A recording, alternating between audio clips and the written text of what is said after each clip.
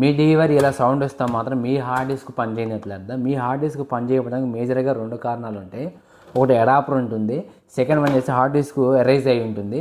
Adapter మార్చినా సరే అలానే సౌండ్ వస్తుండే, ఫార్మాట్ కొట్టినా సరే అలా సౌండ్ వస్తే మాత్రం ఇప్పుడు నేను చెప్పే ట్రిక్ అనేది చేయండి, ఖచ్చితంగా ఇది వర్క్ అయ్యే అవకాశం ఉంటుంది. ఇట్లా హార్డ్ డిస్క్ డివిఆర్ నుంచి రిమూవ్ చేసుకున్న తర్వాత హార్డ్ డిస్క్ బ్యాక్ సైడ్లో ఇక్కడ పీసీబీ బోర్డు ఉంటుంది. ఇది ఒక్కసారి ఓపెన్ చేయండి. ఒకసారి మీకు స్క్రూస్ 1 by 1 ఓపెన్ చేసిన తర్వాత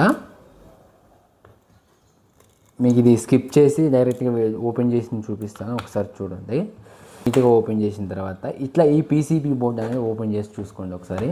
ఈ పీసీబీ బోర్డు ఓపెన్ చేసిన తర్వాత ఇక్కడ చూడండి, మీకు ఈ కనెక్టర్లు అనేవి ఇది అనేది డిస్క్ మోటార్ యొక్క పవర్ కనెక్టర్లు అండి ఇది డేటాకి సంబంధించింది అనమాట.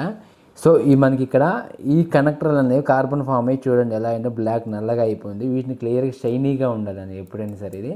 సో దీన్ని ఏం చేయాలంటే మనం ఇప్పుడు మీ దగ్గర ఒక ఎరైజర్ ఉన్నా సరే ఇట్లాంటి స్క్రూ డ్రైవర్ పెట్టి ఇట్లా రఫ్ చేయండి.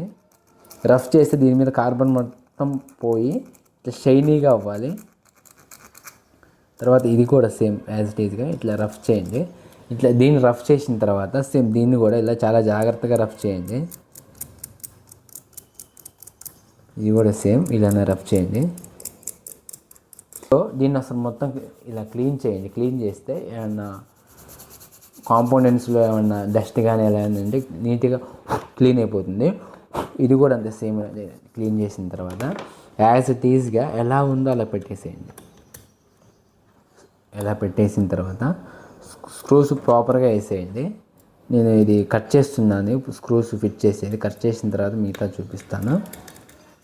ఇచ్చి ప్రాపర్గా ఇది మళ్ళీ ఫిట్ చేసుకున్న తర్వాత ఒకసారి మీ డివిఆర్ కనెక్ట్ చేసి చూడండి, 90% వర్క్ అయ్యే అవకాశం ఉంటుంది. ఇలా చేసిన తర్వాత కూడా వర్క్ అవ్వకపోతే కొత్త హార్డ్ డిస్క్ మార్చుకోవాల్సి ఉంటుంది. ఈ హార్డ్ డిస్క్ పని చేయదని అర్థం. ఒకసారి ఇది పెట్టి ఆన్ చేసి చూద్దాం, మనం పని చేస్తుందా లేదా ఒకసారి చెక్ చేద్దాం. ఒక డివిఆర్ని స్క్రీన్ కనెక్ట్ చేసుకున్న తర్వాత ఇందులో మీకు సెట్టింగ్స్ అనే ఆప్షన్ ఉంటుంది. సెట్టింగ్స్ మీద క్లిక్ చేయండి. క్లిక్ చేస్తే ఇక్కడ కొన్ని ఆప్షన్స్ వస్తాయి.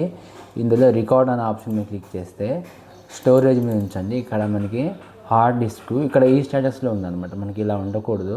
అప్పుడు మీరు ఏం చేస్తారంటే ఇది సెలెక్ట్ చేసిన తర్వాత ఇనిషియేట్ అని అయితే కంటిన్యూ కొట్టండి. ఇక్కడ మీకు హార్డ్ డిస్క్ అనేది రీస్టార్ట్ అవుతుంది, అంటే మొత్తం ఫార్మాట్ అయిపోతుంది.